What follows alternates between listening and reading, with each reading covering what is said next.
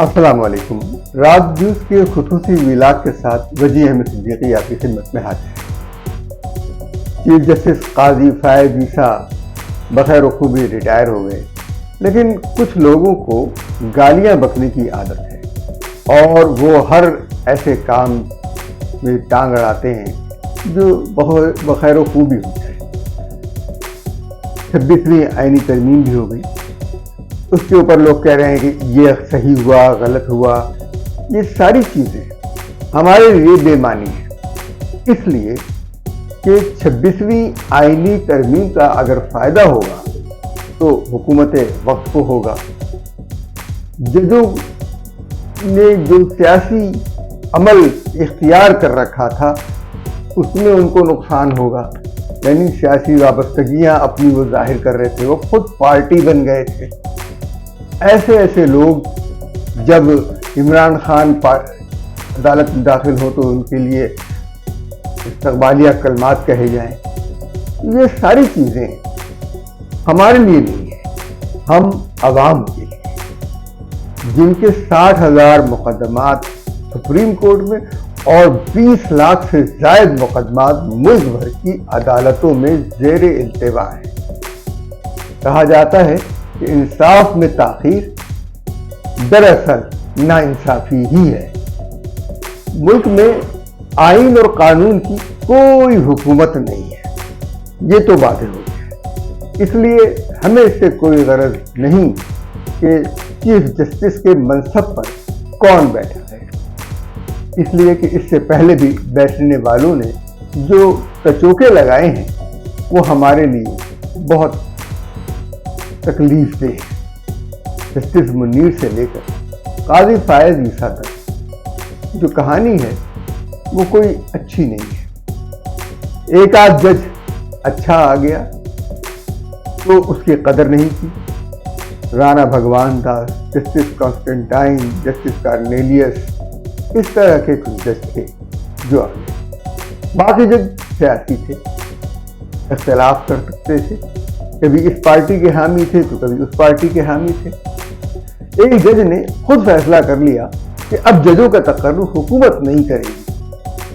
وہ جج جسٹس سجاد علی شاہ تھے، اور اس کے بعد سے عدالت نے حکومت کو اپنے اوپر ہاتھ نہیں رکھنے دیے۔ لیکن جب پرویز مشرف آئے تو انہوں نے ججوں کو اٹھا کے ادھر پھینکا ادھر پھینکا، اکھاڑ پچاڑ خوب مچائی، اور پھر پی سی او پہ کسی جج سے حلف لے لیا، کسی سے نہیں لیا، اور جس نے انکار کیا اس کو قید کیا، اور جو چاہتا بھی تھا تو اس کو انہوں نے نہیں دیا۔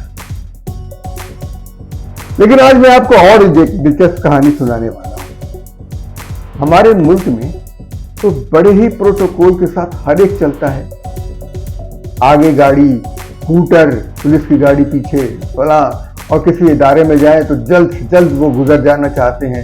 راستے ان کے لیے خاطر بند کر دیے جاتے ہیں کہ وہ جلد سے جلد گزر جائیں، اور لوگوں کا گھنٹوں جو ہے وقت ضائع ہوتا ہے۔ کوئی وقت پر دفتر نہیں پہنچ پاتا، کوئی اپنے کاروبار پر نہیں پہنچ پاتا، کوئی اسپتال نہیں پہنچ پاتا۔ لیکن جب یہ لوگ یورپ جاتے ہیں، امریکہ جاتے ہیں، تو پھر ان کا حال کیا ہوتا ہے، ذرا ملاحظہ کیجیے۔ مشین شور مچا رہی ہے کہ ان کے پاس کچھ ہے۔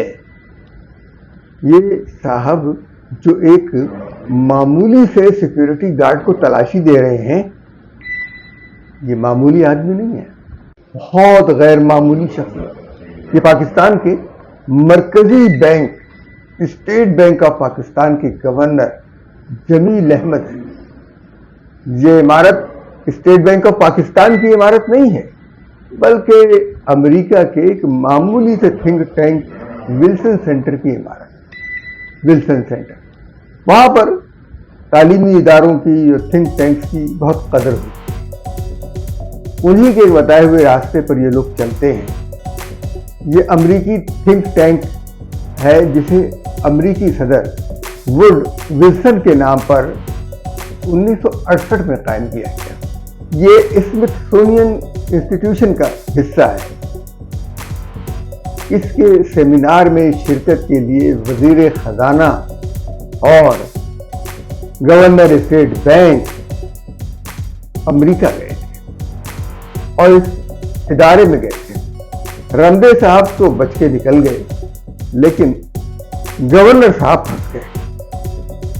उनकी तलाशी हो गई और उनकी तलाशी में मशीन बोल पड़ी।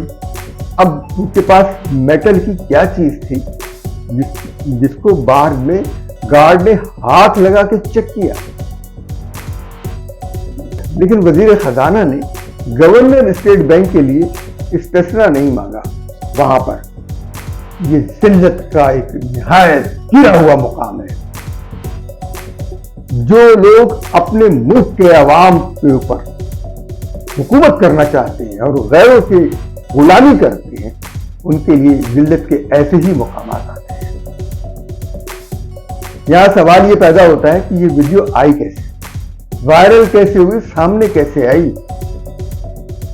ये वीडियो पहली बार जलील आफरीदी के एक्स अकाउंट पर नजर आई, जो फ्रंटियर पोस्ट के मालिक रहमत शाह आफरीदी के बेटे हैं। अपने आप को मैनेजिंग एडिटर फ्रंटियर पोस्ट कहते हैं। बहरहाल जो भी हो, लेकिन उनको ये वीडियो दी किसने? क्योंकि ये सारे इदारे निगरानी में CIA के, FBI के रहते हैं। ये मुकामात तो उनकी निगरानी में होते हैं और यहां से कोई भी चीज इधर से उधर नहीं हो सकती उनकी मर्जी के बगैर। तो ये वीडियो रिलीज कैसे हुई? सवाल यही पैदा, क्या अमेरिकी हुकाम ने दानिस्ता तौर पर ये वीडियो रिलीज की है कि गवर्नर जमील अहमद को काबू में किया जा सके? गवर्नर जमील अहमद ने शायद कोई एतराज किया हो, हमें नहीं मालूम। बहरहाल ये तो बाद में पता चलेगा। या ये वीडियो वजीर खजाना औरंगजेब रामदेव ने रिलीज कराई है ताकि औरंगजेब रमदे का स्टेट बैंक पर अपना कंट्रोल कायम रह सके, IMF का भी कंट्रोल कायम रह सके। कोई वो ऐसा काम न करे जो IMF की मर्जी के खिलाफ हो। इस वक्त स्टेट बैंक अमलन IMF के माथे, इससे आजादी की फिक्र किसी को नहीं है। लोगों को फिक्र है तो ये है कि इमरान खान की रिहाई कब होगी और वो कब हुकूमत में आएंगे। पिछले चीफ जस्टिस अच्छे थे, पिछले आर्मी चीफ अच्छे थे, ये अच्छे नहीं है, वो बुरे हैं, वो अच्छे नहीं है। लेकिन मेरा कहना ये है कि आप ये देख लीजिए कि गुलामी का नतीजा जिल्लत है और गुलाम को कोई दुरुस्त नहीं समझता। आप समझ लीजिए कि ये सूरत हाल इसलिए है कि इन्होंने IMF की और अमेरिका की गुलामी अख्तियार की और वो इनको हर तरह से ब्लैकमेल करेंगे। अभी तो इनकी ये वाली वीडियो आई है और न जाने कितनी वीडियोस उन लोगों के पास औरंगजेब रमदे और गवर्नर जमील अहमद की पड़ी होगी, जिसे वक्तन फवक्तन वो रिलीज करते रहेंगे। और हमारे लिए सियासतदान तो सिर्फ मफाद पर है, चाहे उनका ताल्लुक किसी भी जमात। टूरिस्ट कश्मीरी ने कहा था, हर राहनुमा के लिए परचम ही कफन है, मिल जाए वजारत यही मौकफ यही फन है। तोला की तरह है कभी माशे की तरह है, हर चंद गुनाहगार के लाशे की तरह है। पानी के कटोरे में बताशे की तरह हैं, जितने भी ये लीडर हैं तमाशे की तरह हैं। पानी के कटोरे में बताशे की तरह हैं, जितने भी ये लीडर हैं तमाशे की तरह हैं। अब कैसे कहूँ किसे कहूँ, कौन है क्या है, बाजार में बैठी हुई कसबी की हया है। यहाँ कसबी माने प्रोस्टिट्यूट, तवाइफ की हया। आपको सोचिए वो क्या होगी। हमें इजाज़त दीजिए, लेकिन इससे पहले हमारी दरख्वास्त ये है कि हमारे चैनल को आप लाइक कीजिए, सब्सक्राइब कीजिए और शेयर कीजिए और दूसरों तक भी हमारा पैगाम पहुंचाइए। अल्लाह हाफिज़।